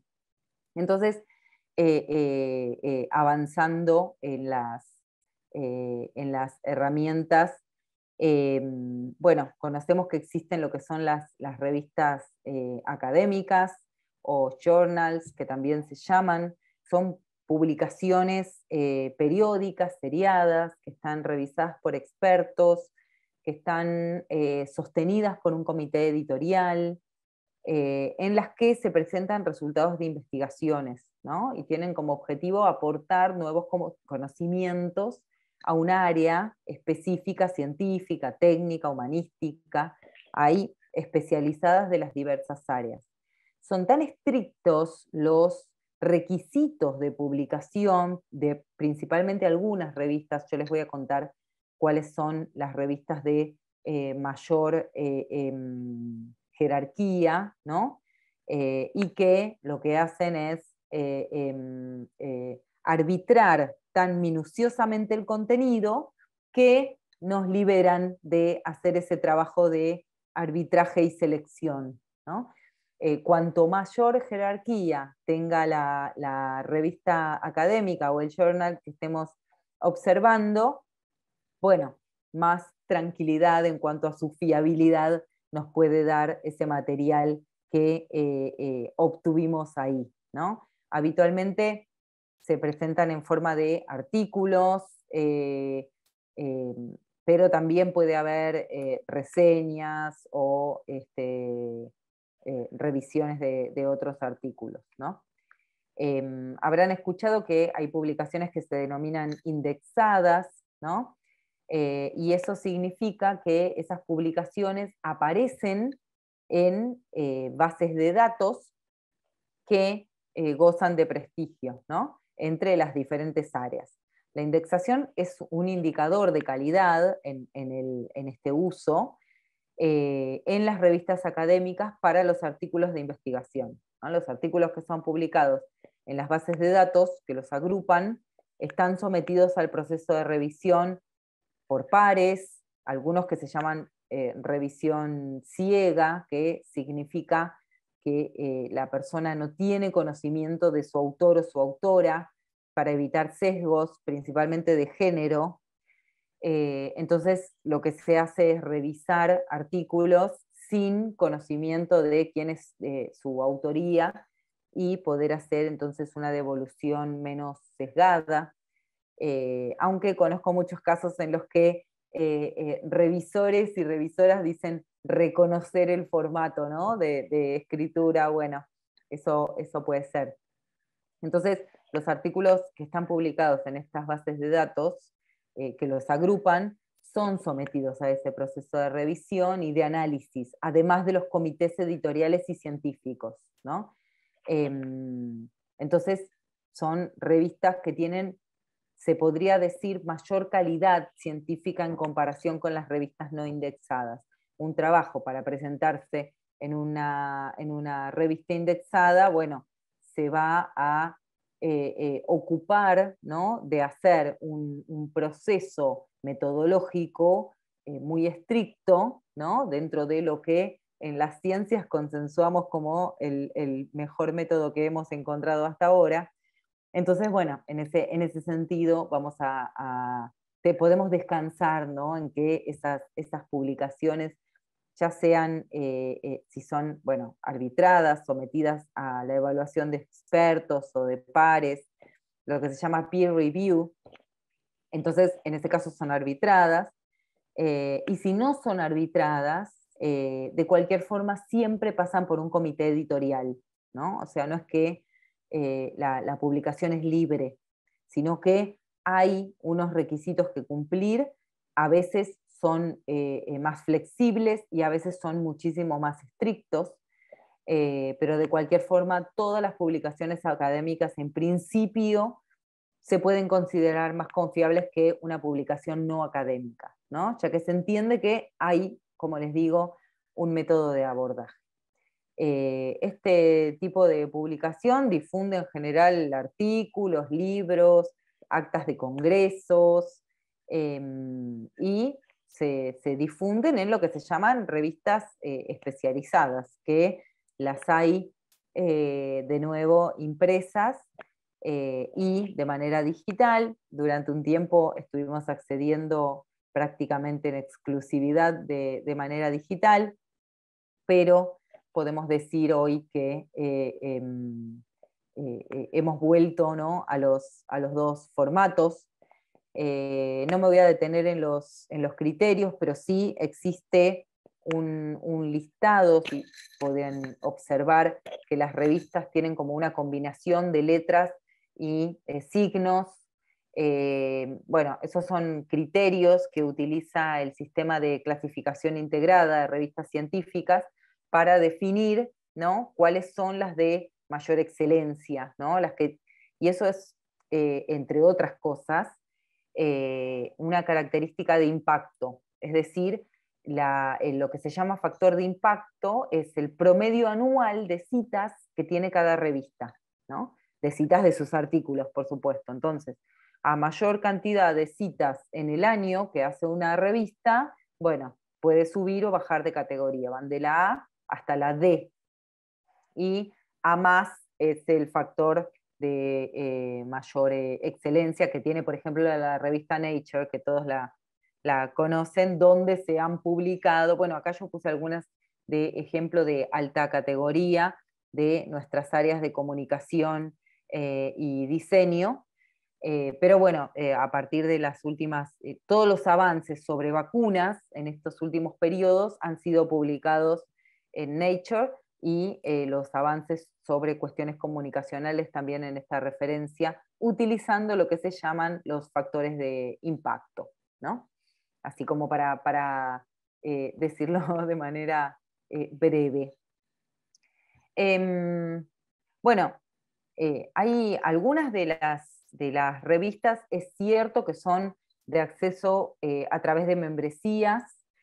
Hay acá otra disputa en las academias sobre los tipos de publicaciones, ¿no? Y la reciprocidad en las publicaciones en algunos espacios y en otros. Yo lo que les traigo son un montón de posibilidades para poder acceder a través de lo que se llama Open Access, que no tiene requerimientos de registro, de suscripción, de pago. Hay material que es digital, educativo, académico, científico, y que puede tener un alto grado de fiabilidad. Inclusive hay revistas especializadas y arbitradas mediante el sistema de revisión por pares, este que yo les decía, peer review. Entonces hay un montón de sistemas, como les menciono algunos para que conozcan y luego puedan ingresar. Bueno, el Ágora, que es el Sistema Iberoamericano de Información de Administración Pública, es multidisciplinario, tiene tesis, tiene revistas, tiene investigaciones.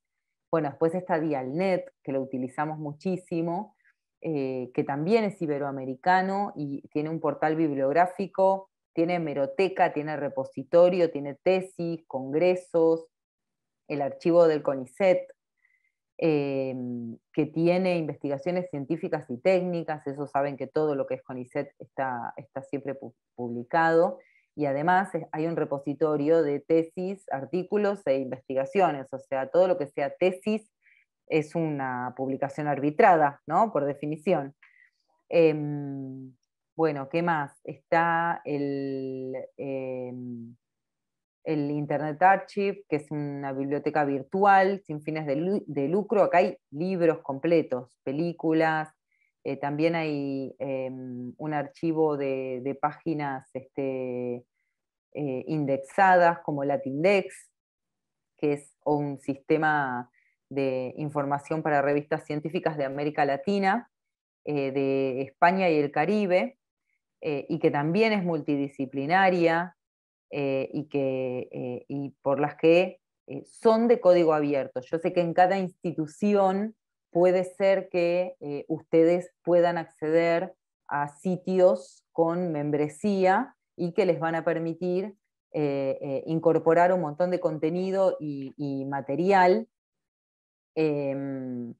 para trabajar, pero sepan que eso no tiene que ser una limitante. Hay mucho contenido de acceso libre al que se puede acceder desde diversos lugares y que es muy confiable, ¿no? Por esto que venimos diciendo, por sus sistemas de arbitraje principalmente y sus sistemas de clasificación y de registro, ¿no? Esto que decíamos recién. No solamente los sitios de publicaciones académicas, porque yo sé que también acá hay muchos profesionales y muchas profesionales que hacen trabajos de el tipo presentaciones, ¿no? Presentarse en distintos espacios en los que tienen que indicar un material que sea de alta calidad y no necesariamente académico. Bueno, hay fuentes que son institucionales, no académicas, y que a la vez son especializadas, y que no necesariamente tienen el mismo sistema de arbitraje que tienen las revistas científicas, ¿sí? Sino que la fiabilidad se las otorgan las instituciones que respaldan estos espacios, ¿no? Entonces, hay bibliotecas especializadas que brindan esa información que no es académica, pero que de cualquier modo podemos entender que por lo que conocemos de esa institución la podemos entender como confiable. Yo les puedo mencionar algunas, como por ejemplo el INTI, que es el Instituto Nacional de Tecnología Industrial, ¿no? Que tiene el propósito de básicamente producir y mantener la exactitud de los patrones de medida. Este instituto tiene una biblioteca virtual con diccionarios técnicos, trabajos de investigación, artículos que además publica en revistas científicas. Es un sitio institucional, pero que tiene un repositorio muy interesante con contenido y que podríamos considerar confiable. Lo que tenemos que pensar cuando utilizamos instituciones, material institucional, es, de nuevo, retornar a nuestra audiencia, ¿no? Entonces, ¿es el INTI o la Biblioteca del Museo de Arte Moderno o la Asociación Argentina de Publicidad o el Argentina Green Building Council o, Atlatina, estos espacios son reconocidos, son confiables para el destinatario o la destinataria de nuestro material? Entonces, si es así, si nosotros primero lo consideramos confiable, ¿verdad? Porque lo que buscamos acá, dijimos, era persuadir, pero nunca manipular. Entonces, si consideramos que este material es confiable y además es reconocido en su fiabilidad por nuestras audiencias, bueno, entonces es un material de calidad. Y por supuesto que eso lo podemos observar en diferentes índices o indicadores hacia adentro de las instituciones, ¿no? Les decía algunos ejemplos que yo traje, la Biblioteca Museo de Arte Moderno, ¿no? Que tiene bibliografía especializada con catálogos y catálogos documentales inclusive. Bueno, para muchos que les interesa la Asociación Argentina de Publicidad, tiene un directorio publicitario, tiene estadísticas del mercado publicitario, que eso a veces es también de utilidad. Después, bueno, no sé si depende del área, pero el Argentina Green Building Council, que es el AGBC, tiene información sobre construcciones sustentables. Se conoce mucho en el área de la arquitectura y el diseño industrial, ¿no? Y además tiene un índice de certificación, pero produce artículos, noticias que pueden ser además de mucha utilidad, ¿no? Digo, hay muchos contenidos que para esto pueden ser de mucha utilidad, ¿no? Y bueno, y el Sistema Nacional de Repositorios Digitales, que no lo mencioné, que es el del Ministerio de Ciencia y Tecnología, a donde hay también muchísimo contenido, y al tener respaldo ministerial, bueno, ahí ya no necesitamos preguntar porque es un respaldo institucional superior. Entonces, en ese caso lo podemos considerar como confiable, al igual que el INTI, ¿no? Entonces, esto, digo, nos lleva, ¿no?, a la autoría, que es un poco lo que conversamos. La información confiable tenemos que entenderla como información que compromete a sus autoras y autores, sean personas, sean instituciones, y por eso siempre tienen que estar visibles. Es fundamental, así como nosotras y nosotros vamos a brindar nuestra información al momento de producir un contenido, ¿no? El grado de confiabilidad que vamos a depositar en esos autores va a depender directamente de el acceso que tengamos a, por supuesto, su nombre, sus antecedentes académicos, las instituciones que los respaldan y que las respaldan, y, de ser posible, bueno, reconocer cuáles son sus metas, sus objetivos, cuál es su formación, cuáles son sus partners o sus socios, ¿no? Eso nos va a permitir conocer más sobre el punto de vista con el que se desarrollan esos contenidos y así poder evaluar no solamente la fiabilidad, sino la pertinencia, que es otro concepto que hace unos minutos observamos, que tiene que ver con si nos sirve o no nos sirve, si estamos observando todo desde la misma perspectiva o necesitamos ampliar, ¿no? Y entonces, bueno, ¿por qué nos interesa evaluar la fiabilidad? Porque la fiabilidad está directamente relacionada con la transparencia y no solamente con la perspectiva, ¿no? Es decir, que es confiable cuando podemos conocer su punto de vista y además, sobre todo, cuando éste está construido académicamente. Todo eso desaparece si la fuente es confusa, si la fuente es invisible, si la fuente... una cosa es tener respaldo institucional y otra cosa es que la fuente sea una institución sin nombre, ¿no? Va a depender del contenido, por eso tenemos que hacer un análisis, no sirve solamente recopilar. Las fuentes más confiables transparentan por completo todos los datos, incluso vinculan los contenidos a sus sitios.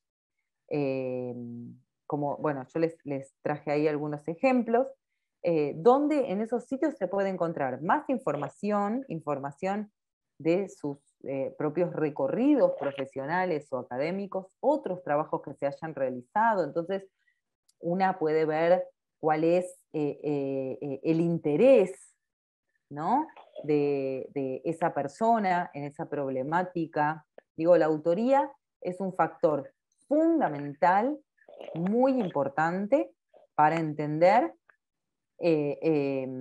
la fiabilidad de la fuente, ¿sí? La podemos conectar de manera directa, estrecha, con el contenido, de manera directa con el contenido, ¿no? Otra cosa que podemos también observar al momento de identificar si entendemos que ese contenido es confiable, que nos sirve, que lo queremos utilizar, o preferimos dejarlo a un costado, tiene que ver con su antigüedad, ¿no? Por eso va a depender del tipo de contenido que estemos buscando. Pero todo lo que, cualquier sitio al que vayamos a acceder para empezar y que no esté actualizado, que un blog cuyo último posteo, primero que postea muy irregularmente, y que ese último posteo tiene una antigüedad, ¿sí? A mí me da una perspectiva sobre cómo es el grado de compromiso con el tema o el progreso del tema que ese blog está presentando, ¿no? La actualización de un sitio web no se vincula solamente con el diseño, si es tendencia, aunque eso por supuesto puede ser importante, o si se aborda un tema que esté en la opinión pública en la actualidad. Esas son algunas de las cosas que muy bien trabaja todo lo que es el desarrollo de marketing de contenidos, ¿no? Pero como a nosotros nos interesa la intención comunicativa, como dijimos, para evaluar la confiabilidad, porque ese material va a ser nuestra materia prima, entonces observamos además otras cosas, eh, entendiendo que un sitio que está actualizado es un sitio que podríamos definir como que está vivo, es un espacio donde se incluyen contenidos nuevos, que da respuesta a demandas, a necesidades, donde se evidencia el compromiso por esa problemática. Quienes trabajamos en investigación, en diseño de proyectos, sabemos que es muy difícil eh, descansar, ¿no? Una vez que se obtiene el título de grado, ya descansar en esos saberes alcanzados, sino que los contenidos, la información es contextual, es información que solo es confiable en la medida en que es contemporánea, ¿no? Ya sea por su producción, por su interpretación, por su reinterpretación. Entonces, cualquier artículo científico o periodístico que no tenga en cuenta lo que sucede en su contexto no es confiable, simplemente porque es inaplicable, ¿no?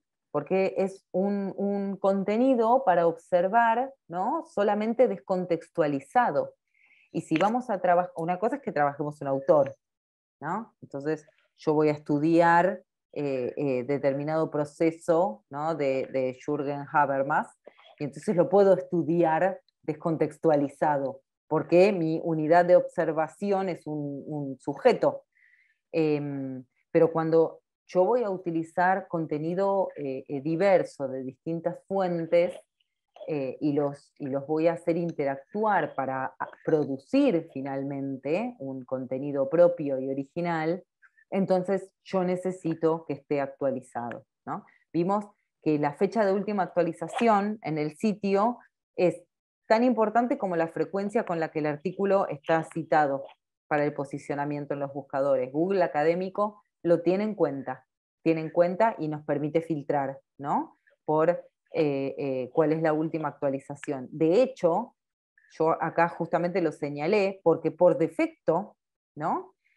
Trae ordenado por fecha, entendiendo que es un valor en la búsqueda de los contenidos profesionales y académicos de alta calidad, que es lo que en algún punto Google Académico trata de ofrecer cuando hacemos una búsqueda especializada en este lugar, ¿no? Bueno, vamos finalizando para pensar un poco en la digitalización del contenido que nos permitió acceder a muchos beneficios en nuestra era, que es preciso que podamos conocer para no confundir con la creación de contenido, ¿no? La producción no está solamente en Internet, sino que en Internet se puede editar, se puede publicar, se puede compartir, citar incluso. pero la producción conceptual es humana, ¿no? La producción de conocimiento es el resultado de un montón de factores en los que el contenido que existe en la web o que existe en cualquier otro soporte interviene, por supuesto, pero no como concepto, a menos que nuestro objeto de estudio sea el contenido digitalizado, ¿no? Pero las comunidades académicas y profesionales son imprescindibles para la construcción del conocimiento, principalmente colaborativo, y es por eso que tenemos que estar en permanente contacto con colegas. Como ya vimos, la originalidad del contenido no depende del material al que tengamos acceso, sino del uso que le damos. Por lo tanto, las comunidades profesionales y académicas más productivas son las que comparten y construyen colaborativamente, ¿no? Entonces, el contenido digitalizado nos permite mejor y mayor acceso, acceso a traducciones de manera inmediata, entendiendo, ojo con la traducción, ¿no? Porque la especialización, especialistas que descarto que debe haber, saben muy bien que la traducción nunca es literal, sino que existe una interpretación entre un idioma y el otro, pero la realidad es que los avances tecnológicos, principalmente en la aplicación de traductores, nos permiten acceder a un montón de material que en otra oportunidad no teníamos acceso, ¿no? Entonces, bueno, si tuviéramos que pensar en ventajas y desventajas en el sentido de la selección del material, considerando si confiamos o no confiamos en ese contenido, podemos pensar que hay un montón de ventajas y hay un montón de desventajas, y está en nuestra aplicación estratégica hacer un buen uso de las ventajas y estructurar un método adecuado para sortear las desventajas, ¿no? Cuando nos enfrentamos a una gran cantidad de información, de contenido, y cuando nuestras prácticas habituales de búsqueda y de selección de ese contenido suelen estar relacionados a buscadores masivos, ¿no?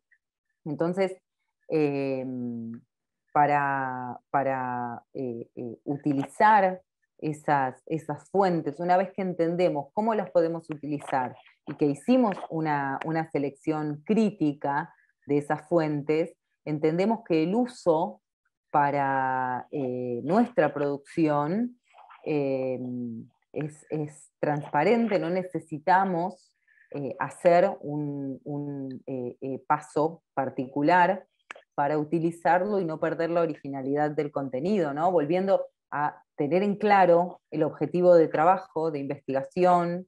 Entonces ahí organizamos el material, estructurándolo en un orden de abordaje, que dijimos que en los trabajos de investigación es el índice, es la estructura, pero que eso informalmente se puede hacer en cualquier contexto.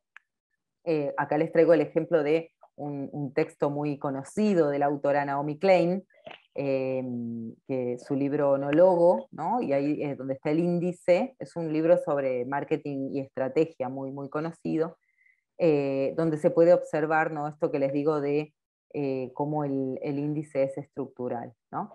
Entendiendo que, y parte de lo que acá se establece, es que en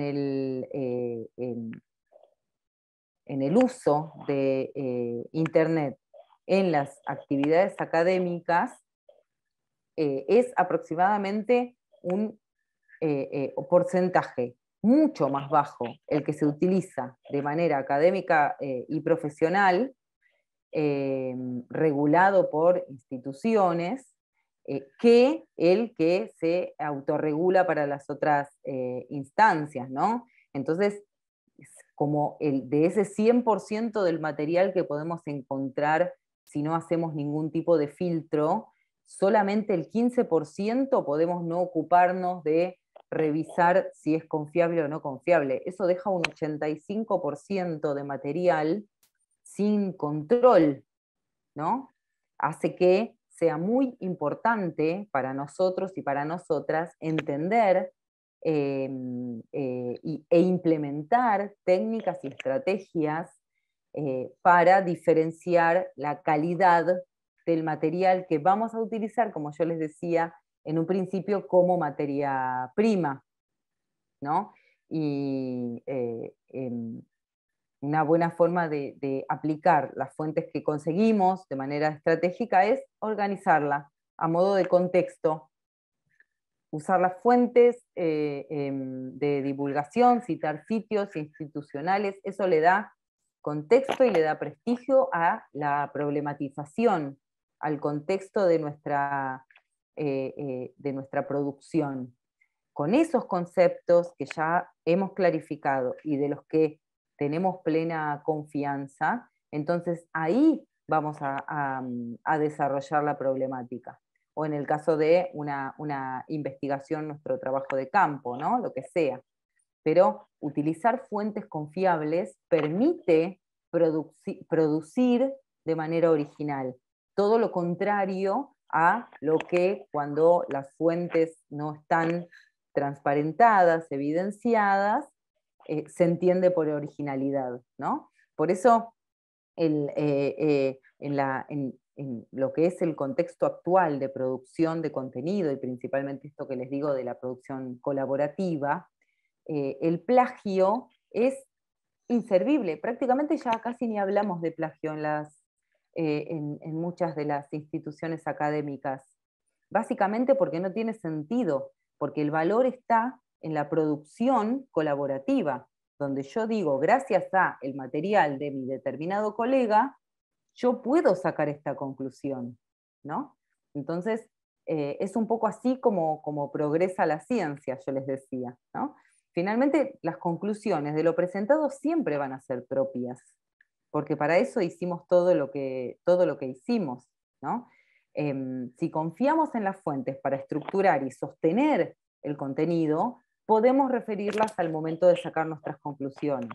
Pero ya no vamos a incluir fuentes nuevas en las conclusiones, ¿no? Sino que para ese momento el punto de vista que prevalece va a ser el nuestro y se respalda con esa evidencia, con la profundidad y con el compromiso que asumimos durante ese abordaje, ¿no?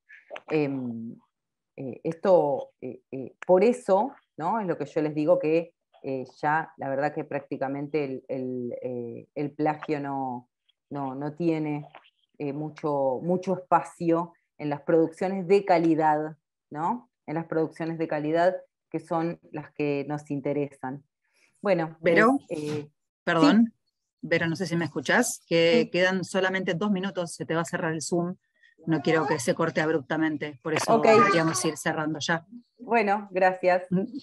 Bueno, perfecto. Entonces, antes de estos 2 minutos de terminar, les dejo un cuadro sobre cómo se evalúa la fiabilidad de la licenciada María Pinto, que es una catedrática muy reconocida de la Universidad de Granada. Esto no lo iba a repasar, son simplemente los pasos, así que casi llego, no llegué, pero casi llego. Y en el material que van a tener publicado van a estar también algunos de los documentos con los que trabajé para hacer esta presentación. Bueno, les agradezco muchísimo la participación y la atención en esta exposición. Les recomiendo que no dejen de ver las otras conferencias que ofrece la OpenDC. Estoy segura que va a haber muchas que es de su interés. Les dejo acá el contacto, entonces, y les agradezco muchísimo y me disculpo si se hizo un poco extenso, pero bueno, voy a ver si llego a leer los comentarios y se los responderé individualmente. Giovanni, te mando un saludo muy grande. Bueno, muchas Muchas gracias. gracias a vos, Verónica. Bueno, ya te libero, gracias a todos y a vos por participar y compartir, muy completo, la verdad, impecable. Bueno, muchas gracias. Quedamos en A vos. contacto. Dale, gracias.